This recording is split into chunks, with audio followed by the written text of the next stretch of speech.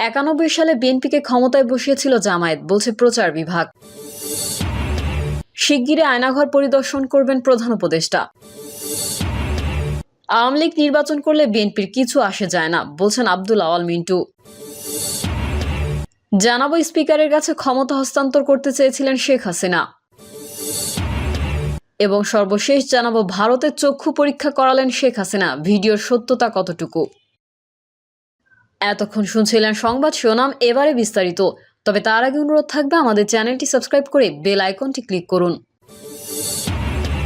91 সালে বিএনপিকে ক্ষমতায় বসিয়েছিল জামায়াত, বলছে প্রচার বিভাগ। জামাতে ইসলামীর কেন্দ্রীয় প্রচার ও মিডিয়া বিভাগের সেক্রেটারি মতিউর রহমান আকন্দ বলেছেন, 1991 সালে নির্বাচনে জামায়াতে ইসলামী 18টি আসনে জয়লাভ করে বিএনপিকে সরকার গঠনে নিঃশর্ত সমর্থন দিয়ে ক্ষমতায় বসিয়েছিল। তারপরে বিএনপির সঙ্গে জোটবদ্ধভাবে 2001 সালের জাতীয় সংসদ নির্বাচনে জামায়াত অংশগ্রহণ করে 17টি আসনে জয়লাভ করে বিএনপির সঙ্গে সরকার গঠন করে। বিএনপির জাতীয় নির্বাহী কমিটির সদস্য ও ভোলা 2 আসনের সাবেক এমপি হাফিজ ইব্রাহিম জামায়াতে ইসলামী স্বাধীনতা যুদ্ধের বিরোধিতা করেছিল। তারা স্বাধীনতা যুদ্ধে এই দেশের মা বোনদের খুন ও সম্ভ্রমহানির সঙ্গে জড়িত ছিল। এই মর্মে গত 18 জানুয়ারি যে বক্তব্য দিয়েছেন তার তীব্র নিন্দা এবং প্রতিবাদ জানিয়েছেন তিনি। আকন্দ বলেন, তার এই বক্তব্যের মধ্যে সত্যের লেশমাত্র নেই।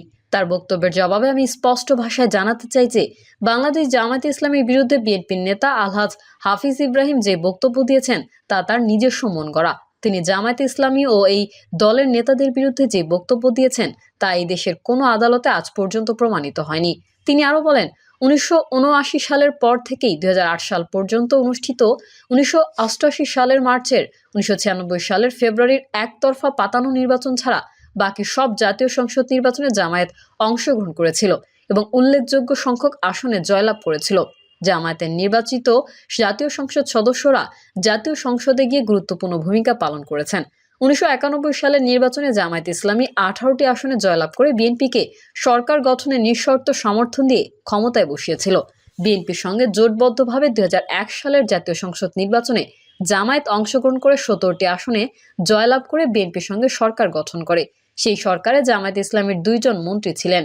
জামায়াত ইসলামী দেশের জনগণের জন্য কাজ করে যাচ্ছে।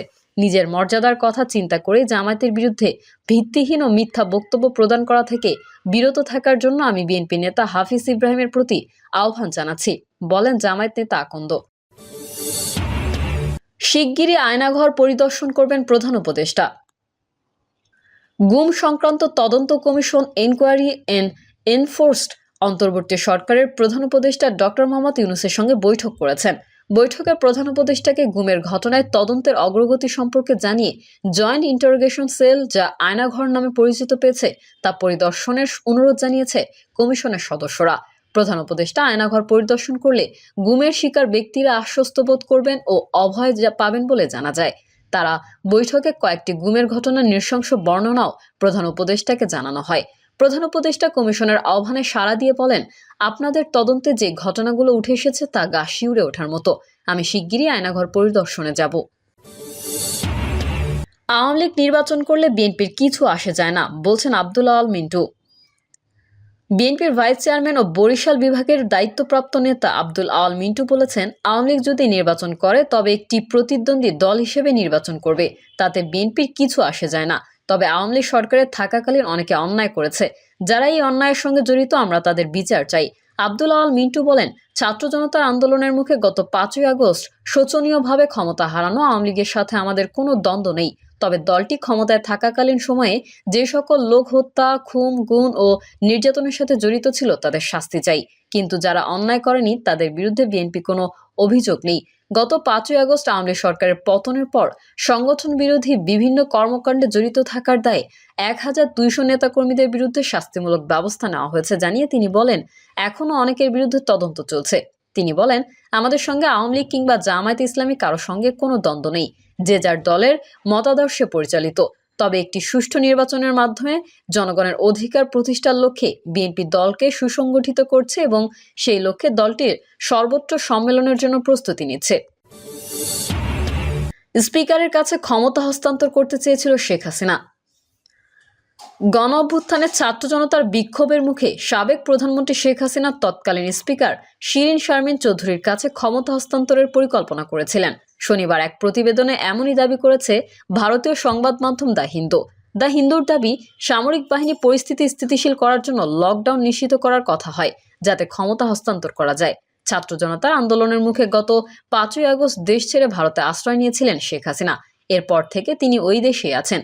তবে ভারত সরকার এখন পর্যন্ত শেখ হাসিনাকে কোনো স্ট্যাটাসে আশ্রয় দেওয়া হয়েছে সেই বিষয়ে কিছুই জানায়নি। দ্য হিন্দু পত্রিকায় একান্ত সাক্ষাৎকার দিয়েছেন হাসিনার ক্ষমতাচ্যুত সরকারের সাবেক শিক্ষামন্ত্রী মুহিবুল হাসান চৌধুরী নওফেল। তিনি দাবি করেছেন, আমরা সেই সময় গণভবনে উপস্থিত ছিলাম এবং ক্রমাগত এই পরিকল্পনাই করেছিলাম যে কিভাবে ছাত্র বিক্ষোভের সমাধান করা যায়।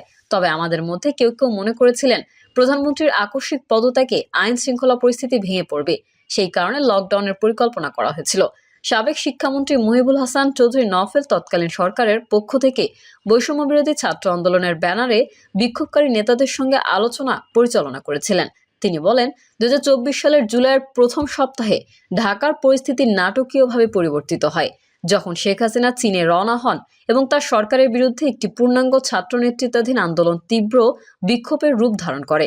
ছাত্ররা যখন এক দফা দাবি শেখ হাসিনার পদত্যাগ দাবি করে, তখন চৌধুরীকে শেখ হাসিনা বৈষম্য বিরোধী ছাত্র আন্দোলনের ছাত্র সমন্বয়কারীদের সাথে আলোচনা করতে বলেছিলেন। পরে অবশ্য ছাত্র বিক্ষোভ তীব্র থেকে তীব্রতর হয়ে উঠলে চৌধুরী আত্মগোপনে চলে যান। অধ্যাপক ডক্টর মোহাম্মদ ইউনূসের নেতৃত্বাধীন অন্তর্বর্তী সরকারের প্রতি যুক্তরাষ্ট্রের নবনির্বাচিত প্রেসিডেন্ট ডোনাল্ড ট্রাম্পের মনোভাবের উপরই বাংলাদেশের ভবিষ্যৎ নির্ভর করছে বলেও দাবি করেছেন নওফেল। ভারতে চক্ষু পরীক্ষা করালেন শেখ হাসিনা, ভিডিওর সত্যতা কতটুকু? গত 5ই আগস্ট ক্ষমতাচ্যুত হয়ে ভারতে আশ্রয় নেন সাবেক প্রধানমন্ত্রী শেখ হাসিনা। সর্বশেষ তথ্য অনুযায়ী তিনি এখনও ভারতে অবস্থান করছেন। সম্প্রতি ভারতে কড়া নিরাপত্তার মাধ্যমে চক্ষু পরীক্ষা করালেন শেখ হাসিনা শীর্ষক দাবিতে একটি ভিডিও সামাজিক যোগাযোগ মাধ্যমে ছড়িয়ে পড়েছে। তবে ফ্যাক্ট চেকিং প্রতিষ্ঠান রিউমার স্ক্যানার রবিবার এক প্রতিবেদনে জানায়, প্রচারিত ভিডিওটি সাম্প্রতিক সময়ের নয়। প্রতিবেদনে বলা যায়, এটি সাম্প্রতিক সময় ভারতে শেখ হাসিনার চক্ষু পরীক্ষা করানোর ভিডিও নয়, বরং 2016 সালে নিউ ইয়র্কে তার রাষ্ট্রীয় সফরের সময় ধারণকৃত একটি পুরনো ভিডিও। অনুসন্ধানের শুরুতে আলোচিত দাবিতে প্রচারিত ভিডিওটি থেকে কিছু কি ফ্রেম রিসার্চ ইমেজে সার্চ করে প্রথমে আলোর ইউটিউব চ্যানেল 2016 সালের 19 সেপ্টেম্বর প্রধানমন্ত্রী শেখ হাসিনার নিউ ইয়র্কে শীর্ষক শিরোনামে প্রচারিত একটি ভিডিও পাওয়া যায়। ভিডিওটির সঙ্গে আলোচিত দাবিকে প্রচারিত ভিডিওর মিল খুঁজে পাওয়া যায়। একই শিরোনামে গণমাধ্যমটির ওয়েবসাইটে প্রকাশিত প্রতিবেদন থেকেও জানা যায়, ভিডিওটি 2016 সালের 19 সেপ্টেম্বর নিউ ইয়র্কে ধারণ করা। পরবর্তীতে 21 সালের 16 সেপ্টেম্বর প্রথম আলোতে প্রকাশিত একটি প্রতিবেদন থেকে জানা যায়, 2016 সালে কানাডা ও যুক্তরাষ্ট্রে 11 দিনের রাষ্ট্রীয় সফরে গিয়েছিলেন তৎকালীন প্রধানমন্ত্রী শেখ হাসিনা। এই সফরে তিনি কানাডার মন্ট্রিলে 5ম replenishment conference of the global fund এবং যুক্তরাষ্ট্রের নিউ ইয়র্কে জাতিসংঘ সাধারণ পরিষদের অধিবেশনে যোগ দিয়েছিলেন। অর্থাৎ এই ভিডিওর সঙ্গে শেখ হাসিনার বর্তমান ভারতে অবস্থানের কোনো সম্পর্ক নেই। সুতরাং 2016 সালের নিউ ইয়র্কে শেখ হাসিনার উপস্থিতির একটি ভিডিও ব্যবহার করে সম্প্রতি তার ভারতে কড়া নিরাপত্তায় চক্ষু পরীক্ষা করার দাবি প্রচার করা হচ্ছে, যা মিথ্যা।